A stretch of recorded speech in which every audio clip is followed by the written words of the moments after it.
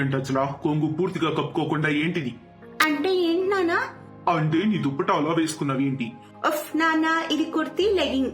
దీని మీద ఇలాగే వేసుకుంటారు. ఇది ఫ్యాషన్ ఇప్పుడు. ఇదేం ఫ్యాషన్? పనికి మాలిన ఫ్యాషన్. ఇలా పద్ధతి లేకుండా నా కూతుర్ని బయటకు పంపించే తండ్రిని కాదు నేను.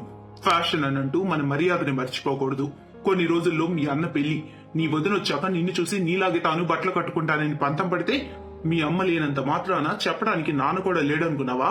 మన ఆచార సాంప్రదాయాలు పద్ధతులు నాకు ఎంతో ప్రియమైనవి. అది తెలుసుకో. మన పద్ధతి ఆచారం తప్పితే నేను ఊరుకోను అసలా. ఇతను రామ్దేవ్ చాలా పాతకాలపు ఆలోచనలు గల వ్యక్తి. చాలా సంవత్సరాల క్రితమే అతని భార్య చనిపోయింది. అప్పటి నుంచి అతను తనకు నచ్చినట్టుగానే ఇల్లు నడిపిస్తున్నాడు.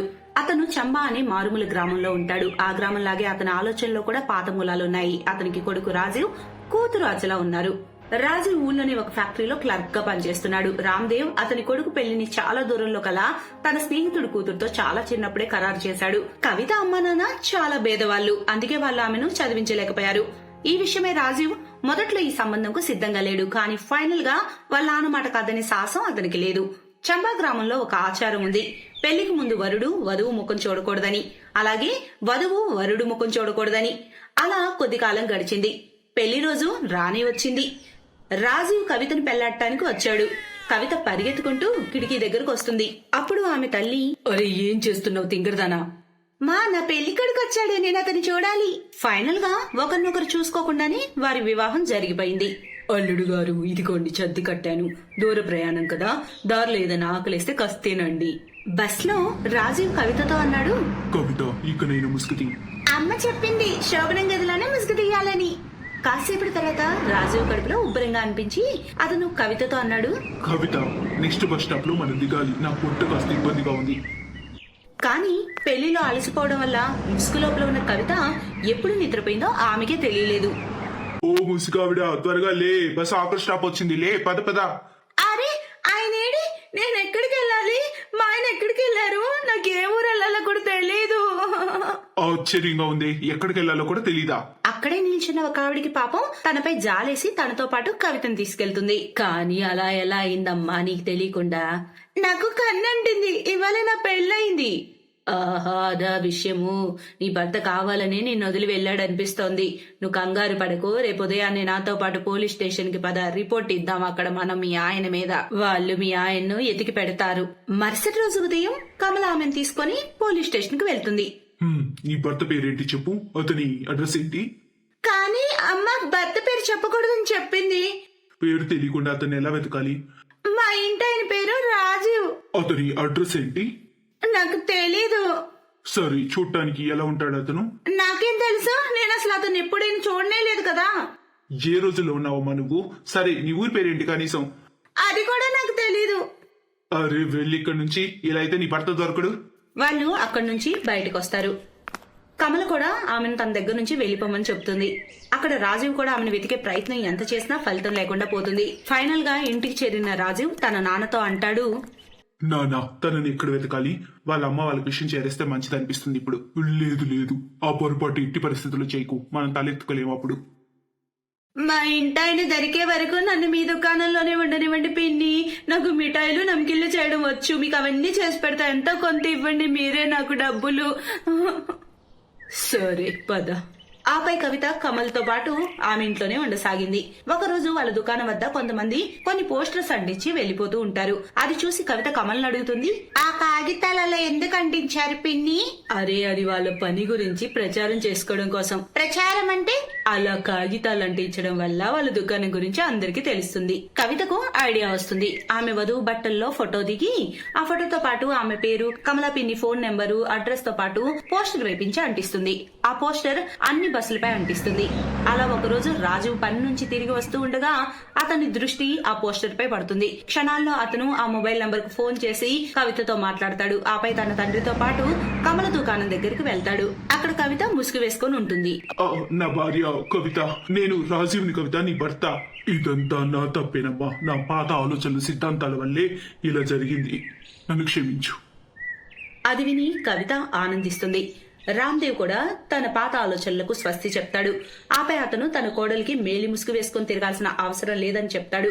దాంతో పాటు ఆడపిల్లలకు చదువు ఎంత అవసరమో కూడా అతనికి అర్థమవుతుంది.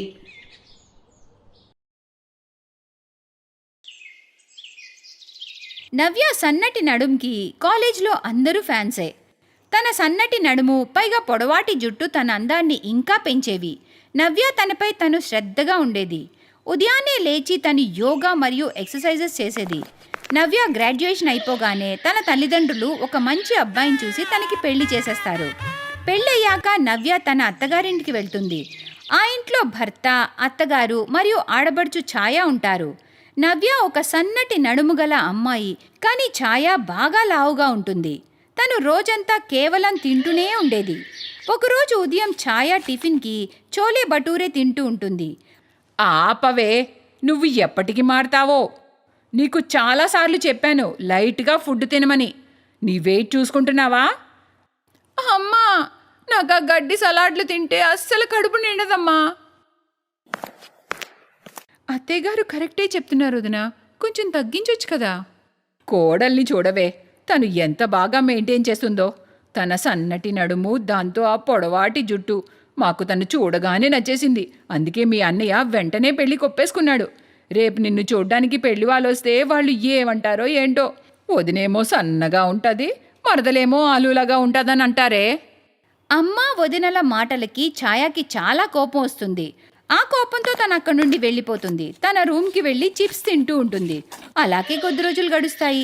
అత్తగారింటికి వచ్చాక కూడా నవ్య యోగా మరియు ఎక్సర్సైజెస్ చేయడం మానలేదు. తనని బాగా మెయింటైన్ చేసుకుంటూ ఉంటుంది. కమల యొక్క బంధువులు, స్నేహితులు అందరూ నవ్యాని బాగా పొగిడేవారు. వా కమలా, ఎంత అదృష్టమో, నీకింత అందమైన కోడలు దొరికింది. తన సన్నటి నడుము, పొడవాటి జుట్టు, ఆహాహాహా ఎంత అందమో. లేదంటే ఈ రోజుల్లో ఆడపిల్లలందరూ ఏవేవో పనికిరాని తిండి తింటున్నారు. అడ్డమైన చెత్త కావాలంటున్నారు. వాళ్ళ నడువులైతే ఇక బస్తాలే అనుకో. అలా కాలం గడుస్తూ ఉంది. ఒకరోజు ఛాయాని చూసేందుకు ఒక నల్లటి బట్టతల అబ్బాయి తల్లితో కలిసి వస్తాడు. ఒక పక్క నవ్య సన్నటి నడుముతో శారీలో చాలా అందంగా ఉంటుంది. కానీ ఛాయ మాత్రం శారీలో ఇంకాస్త లావుగా కనిపిస్తుంది. ఛాయ సోఫాపై కూర్చుంటుంది. నవ్య అందరికీ టీ ఇస్తుంది. అప్పుడు పెళ్ళికొడుకు తల్లి, వదిన గారు, మాకు మీ కూతురు బాగా నచ్చింది.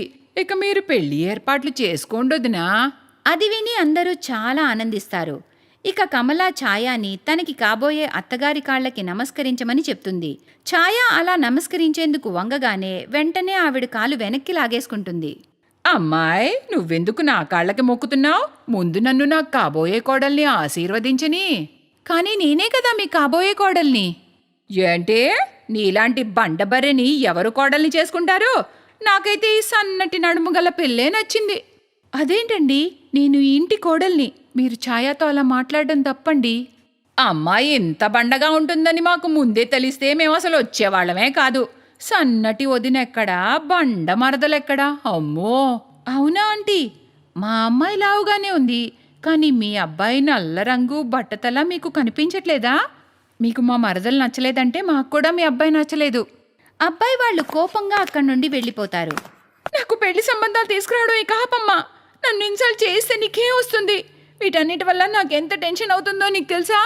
నవ్యకి వెంటనే అర్థమవుతుంది ఛాయ లావుగా ఉండటానికి కారణం టెన్షన్ వల్ల ఓవర్ ఈటింగ్తో అని.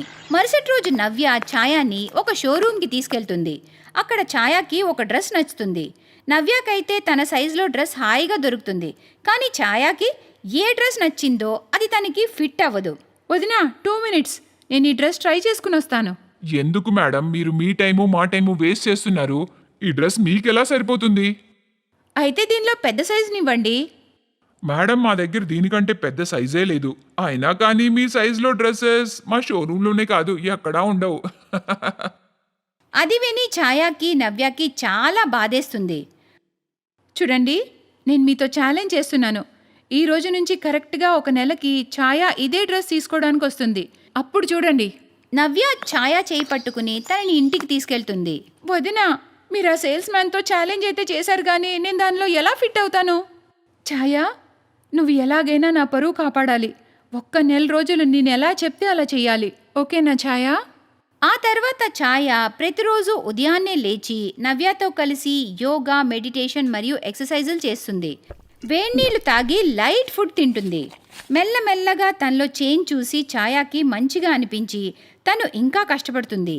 ఇక కొద్ది రోజుల్లోనే లావుగా ఉండే ఛాయ తన వదిన్లాగా నాజుగ్గా సన్నగా అయిపోతుంది.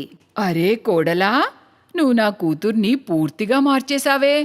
ఇక కరెక్ట్గా 1 మంత్కి వాళ్ళిద్దరూ ఆ షోరూంలో ఉన్న ఆ డ్రెస్ తీసుకోవడానికి వెళ్ళి అది వేసుకుని ఛాయ ట్రయల్ రూమ్లోంచి బయటికి వస్తుంది.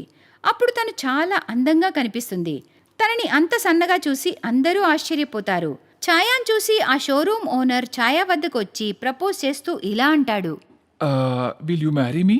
ఛాయ వెంటనే పెళ్లికి ఓకే చెప్పేస్తుంది. ఇక తన కళ్ళల్లో ఆనంద బాష్పాలు. తను తన వదిన దగ్గరికి వెళ్ళి ఇలా అంటుంది.